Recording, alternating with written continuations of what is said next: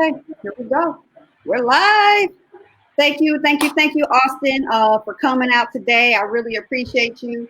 And I just want to introduce everybody. I'm going to give you a chance to introduce yourself, but I want everybody to meet Austin Rutherford. This guy is a rock star knocking it out of the park out of Columbus with his company, Elevate Life, which we'll learn a little bit more about. But he's an investor, a flipper, and he's here to tell us all about flipping homes. But let me tell you this, Austin. The reason I reached out to you is because there's a lot of people out here that flip houses. It's your energy. You know what I mean? Like, you're positive. You're all about manifestation. That's the kind of stuff that I'm on. I'm all about manifestation and doing things like that. And, you know, the type of energy that you bring is the kind of people I want to be around, right? Cool. So also, you know, like, I don't know if you heard this term before, when you said, like, the makings of a millionaire or billionaire, they always say yes. Like, when I asked you, you didn't even hesitate. You said, yeah, absolutely, I'll do it. So I just want to say thank you for that. And go ahead, the floor is yours. Tell us a little bit about yourself.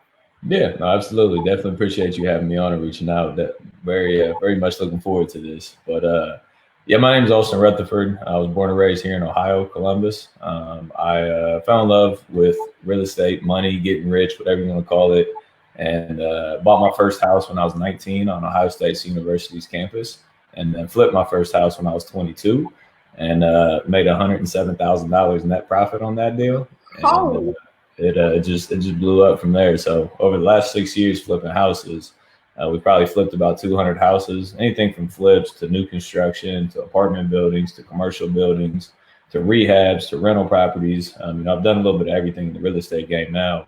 And so that's kind of what the business looks like now. You know, we still build, rehab, wholesale, own rental properties. And then the Elevate Life brand is the education company, you know, teaching others how to invest in real estate as well. So that's kind of what it looks like today. Okay. Do you see yourself having more like rentals, like buy and holds, or are you doing more flipping right now? So up till about 3 months ago, we were doing more flips because I was always, you know, chasing. So when you flip houses, you get paid one time. You get a fat check one time. And it's great because, like, you make a lot of money, but you're always out hustling trying to find the next deal. And I had 20 units up till like 3 months ago. So I bought some rental properties along the way. I had 20 doors, and then it finally clicked. I was like, man, I'm out here chasing this money every day. Like, why not just stack a few hundred rental properties that'll pay me for the rest of my life? And it finally clicked, and I bought 22 units in the last 60 days. So I'm making a push now to keep more rental properties for sure. Okay, so if people are coming out and say, hey, I'm brand new to flipping and investing, how do I get started? Like, what should my mindset be like? Absolutely. You know, phenomenal question. As far as the mindset, like, you know, you said it at the beginning, I'm a big, massive believer in the power of your mind, power of manifestation, not the power of negative thinking, but all those things in your mind limits yourself. Any doubt, any fear, anything that's in your head that limits you is all self-created. You know, when you were born out the womb, you didn't have fears. You weren't scared of anything. You didn't look at things differently. So it's all things that you've been taught and or you taught yourself over the years. So mindset's a massive thing. The book that changed my life is called Think and Grow Rich by Napoleon Hill. I read that when I was 18, complete game changer. I wrote a book like a year ago. If you want to grab a copy, it's From Valet to Millionaire. It talks all about mindset. So you got to be positive. You got to have positive thinking. You got to surround yourself with the right people. You got to manifest, believe in what you want in life. So mindset's huge, but specifically like how to get into real estate, you know, like most people think, you know, well, I don't have $100,000 sitting in my bank account. I can't get into real estate. And that's just completely false. The wrong way of looking at things. Because when I got started, I was dead broke. I didn't have any money. And even to this day, every deal that we do, I don't use my money. I use other people's money. So you can raise private money to flip houses, but even past that, if you really want to do real estate with no money at all, there's a thing called wholesaling, which basically wholesaling, you find a seller, you find someone to sell you their house for, let's say, $100,000, and then you find a buyer for that same house, let's say for $110,000. You connect the two pieces. You never buy the house. You're just kind of the middleman, and then you make $10,000 in profit for connecting two parties. So wholesaling, if you're brand new, not with much money, that's definitely the way to get started in the game. Okay, and I'll bring up that funding again in just a couple more questions. For sure. So, how do we find deals? How do I find the deal? Like, where do I go? What am I doing? For sure, phenomenal question. That's usually the biggest question we get. Like, how do you get all these crazy deals that you're making all this money on? So once a deal becomes public knowledge, it's normally not the greatest deal anymore because everybody else has already passed on the deal at that point. Normally, so the way that we get the great deals that we get is from marketing direct to sellers. So we're spending money every month in marketing to find these people. So we're sending out postcards, we're sending out letterheads, we're cold calling people. We have ads going on social media. We have ads going on Google pay-per-click. So we're marketing to individuals that could have potential, interest in selling us their property, whether it's high equity, meaning that they don't owe much money on the house. So they have a lot of money that could potentially be made. Non-owner occupied, which means it's a secondary house for them or a rental property. So they might want to sell it because they don't live in it. Foreclosures, bankruptcies, probates, if you inherited a property. So there's a lot of different lists that you can market to, but all of those lists in some sort of way have motivation, potential motivation behind it. Because if somebody that buys a house last week isn't going to sell it to you, you feel me? Right. So you want to target somebody that possibly has a potential interest in selling. And you just got to get in front of those people as often as possible. Whether you literally go out there and knock on the door and ask if they want to sell, pick up the phone, give them a call, ask them if they want to sell, or send them a postcard and ask them if they want to sell. So we spend all this money on marketing that goes out, and then people start calling us back with interest in selling their house. So are you going or do you have people that's like dialing, what's it called? Dialing and looking around at houses with high grass and notations on the doors and things like that? Yep. So that's the least expensive way to get into the game. So it's called driving for dollars. It's to this day the most lucrative marketing stream I've ever done. You just literally pick a neighborhood, or a lot of neighborhoods for that matter, and you just drive around and look for houses that are messed up. They got old roofs, they got gutters hanging off, no grass cut, shoveled, snow's not shoveled. Whatever the reason, like somebody's not taking care of the house, and you write down the address or go knock on their door and call them and ask them if they have any interest in selling. So that list is free. All these other lists you normally have to buy. So it's a tremendous way to get into the game for sure. So I'm going to go back to this question. How you mentioned wholesaling, but how do we pay for deals? Like, do you need personal credit? Like what happens? How does that work? For sure, no, absolutely. So wholesaling, just to be clear, so wholesaling, you don't need money. So that's one way of doing it. You just connect two parties and make money. The other way, if you want to get in and buy rental properties or start flipping houses, you will most likely have to use other people's money unless you have a couple $100,000 sitting in your bank account, which I did. So OPM is other people's money, i.e. private money lenders. So what that looks like is, let's say we're buying a house for $100,000 and it needs $25,000 of work and it's worth $170,000 once it's fixed up. So it's $125,000 purchase and rehab and 170 ARV. So we'll go to one of our private money lenders, and these are just individuals that I've met literally on the street or at a bar or randomly. Like literally anybody that could potentially have money, IRAs, 401ks, retirement accounts, cash value life insurance policies, home equity lines of credit, ways that they can tap into money anywhere.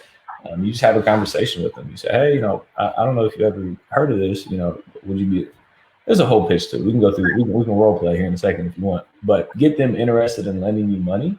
And once they say yes, then you pitch them the deal. And then they'll fund that $125,000 to buy and renovate the property. You'll pay them an interest rate, or you obviously pay them to use the money. And then you sell the house and you pay them off, and then you keep all your profits. So it's called private money lending is the term of it. But that's how we fund all of our deals, even to this day. Like I still don't use my own money. We always use other people's money. That's great. That's great information to know. So you mentioned ARV. I'm going to bring that up. How do you figure out how much repairs are going to cost? And how do you figure out the ARV, or the after repair value? No, great question. So I'll start with the ARV, the after repair value. So what that means is what the property's worth once it's fully fixed up. So if you're buying, like the example, buy for 100, put 125 into it, the ARV is 170. So when we're evaluating the deal before we ever buy it, what we do is we find out what that house is. It's a 2-story house. It's 3-bed, 1-bath, 1,500 square feet. So then we look in the neighborhood for other 2-story houses, 3-bed, 1-bath, 1,500 square foot houses. And then we compare the two to one another. So maybe this same house, fully renovated, somebody went in, put a new kitchen in, put a new bathroom in, painted it, and put flooring in, and sold it $170,000. So after repaired, once it's fully renovated, it's sold at $170,000. So if we do that same thing to our house, logically, number-wise, it should be worth the same amount. And the likelihood of literally finding the exact same house is not that often. So like maybe it's 1,400 square feet instead of 1,500 square feet. So instead of 170, you do like 166 or something. So there's slight adjustments you're going to have to make. There's no mathematical formula for that. You just have to look at the differences and make adjustments to it. But you want to find what it's worth once it's fixed up, what it can sell for fully renovated. Are you guys have your own comps, or are you using like a real estate agent to do your comps for you? Yeah, so we run our own comps. If it's like a really tough area and it's like on a busy street or there's not, a lot of comparables, then we'll reach out to some of the realtors that we work with just to get like a second opinion on it.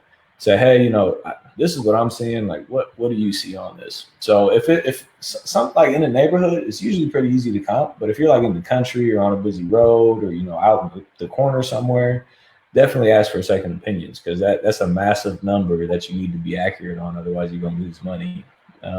So that's the ARV. And as far as the repairs, that's tricky. That sometimes that comes with trial and error. So if you're getting started, I would definitely recommend getting close with like an inspector or a contractor. And when you're going through these houses to buy them, try and get them to walk through the house with you and give you a rough estimate of what the project's going to cost. Because if you're planning to make 30 grand and you think the budget's $10,000 and you buy it, and now you realize the budget's $30,000, your margin just got pinched a lot. So you have to be very accurate on that number.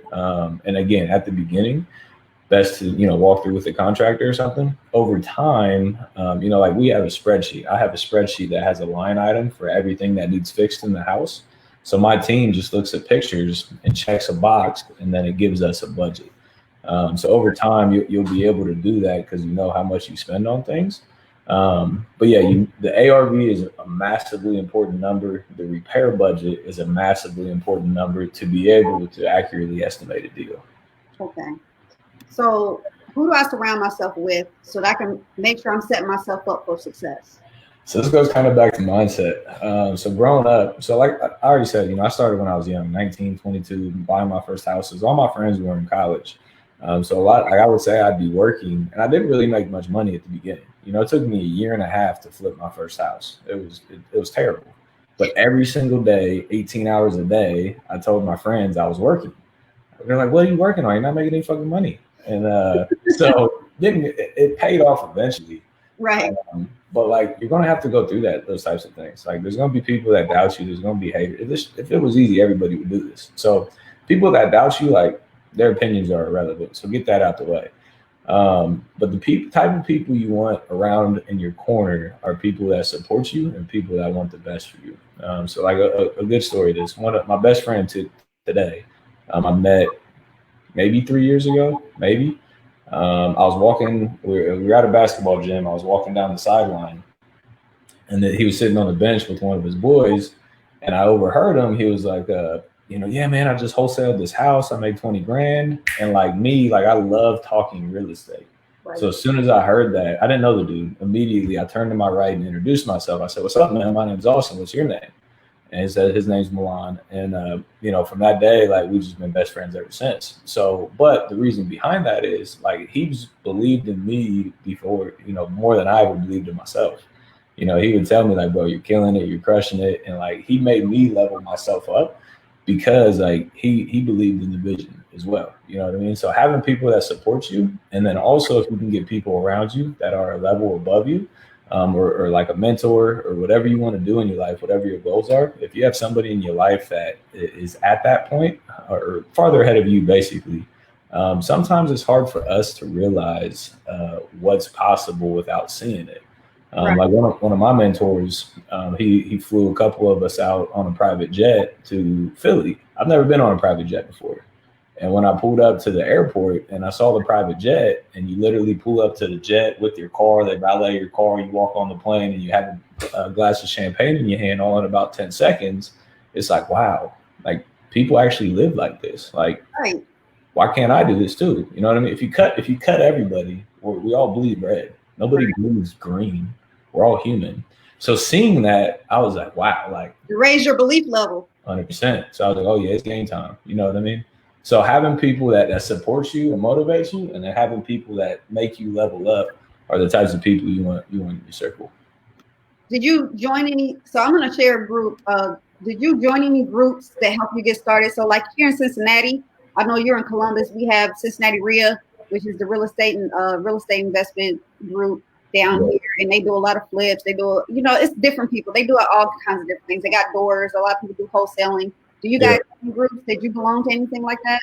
Yeah, so there's a lot of groups here in Columbus. So, when I started, I went to all of them because I wanted to meet as many people as possible. I wanted to shake as many people's hands. I wanted to learn as much as possible. So anywhere in the country, there's usually like a Cincinnati REIA, a Columbus REIA, a Cleveland REIA. There's usually one in every big city. So you absolutely want to go to these things because you want to be able to talk to the people that are there. And network and learn, and you can buy a deal from them, you can sell a deal to them. Right. So yeah, we have them. And when I started, I went to literally every single, it would be me and like 2 other people at some of them. Like I went to every single one I could. If they had one every night, I'd be there, no questions asked. Okay, and then I'm gonna go back to, you talked about Elevate Life. You have a new education platform coming out. It's not ready yet, but it's on the way. Can you tell us about that? Yeah, for sure. So, when I started, I've always had mentors. So I believe in education massively. Like last year, I spent over $100,000 on my education, on mentors, on programs, because I strongly believe in continuing to learn. Because at the end of the day, like we're in real estate, you learn one thing that gets you one more deal. That deal can make you $20,000. So like an investment of $5,000 to learn that thing, it's simple math. You know what I mean? So every year, my entire business, I've always learned from other people, people that are doing better than me, like copy and paste. You know what I mean? There's no point recreating the wheel when you have a proven system in front of you. So the Elevate Life brand, I started teaching others how to invest in real estate as well. There's a bunch of different, programs to it, but how to wholesale, how to flip, how to buy rental properties, all those things in between, basically the things I wish I would have had like handed to me, quote unquote, at the beginning, like the repair estimator spreadsheet, like that's huge. A deal analyzer spreadsheet, that's huge. A simple thing like a purchase and sale agreement, like that's even important. You know what I mean? I didn't even know where to find that when I started out. So so basically, we teach others how to invest in real estate as well. And I'm going to share, this is where we can find you. If you want, this is your Instagram handle. Yep. If people want to find you and purchase the Elevate brand or see what you're doing. You're also on Facebook, but we share the Instagram. You also have a YouTube channel as well. Yeah. Drop nuggets every now and again. People get on there and get some free information. You're one of people say, "Hey, get on YouTube." There's so much free content out here for us not to be able to learn stuff. So always listen to your YouTube channel. So if people want to get in touch with you, Austin, that's his Instagram handle. Look him up on Facebook. Be on a lookout for Elevate Life Brand Education System. And you got anything else that you like to add about investing, real estate, buying homes, flipping, or anything like that? For sure. I mean, the biggest thing everybody runs into is just getting started. There's what's the story? I forget who said this, but everybody's at a point in their life, at some point, when they're on the edge, when they're next to taking something off, when they're next to changing their life. And the difference is most people get scared and turn around and walk away, and they never see what that opportunity could be. And the people that actually take the leap of faith are the people that turn something out with their life. It's the saying that says, how people say aim, ready, fire. Right. We turned it around and said fire, ready, aim. You commit to something, pull the trigger, and then figure the rest of the shit out on the way. So if you're on the edge, you got to take that leap of faith. Your life's never going to change without doing anything. So I'm on Instagram all day, every day, dropping motivation, dropping real estate nuggets. So would love to connect with you on there as well. So you just got to take the leap of faith. And it's funny you should say that. A lot of people don't act. I was one of those people that's always getting ready to get ready. Like I had to have everything had to be perfect. All the T's had to be crossed. All the I's had to be dotted. And people's like, just do it, man. Just go out and do it because somebody else is doing it.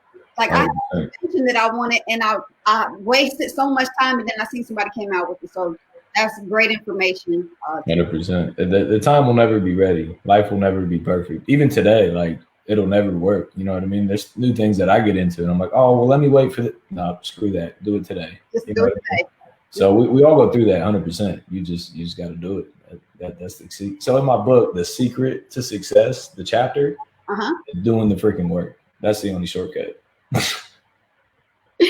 Well, thank you so much, Austin. Like I said, I appreciate you for coming out and providing value to my community, to your community. We appreciate you, and just thank you for giving all that great information, get people started. I know a lot of people had questions about that, and so I wanted to make a video to kind of encapsulate that. So I appreciate you. I appreciate you for sharing information so people can get in contact with you if they have questions. So I just thank you.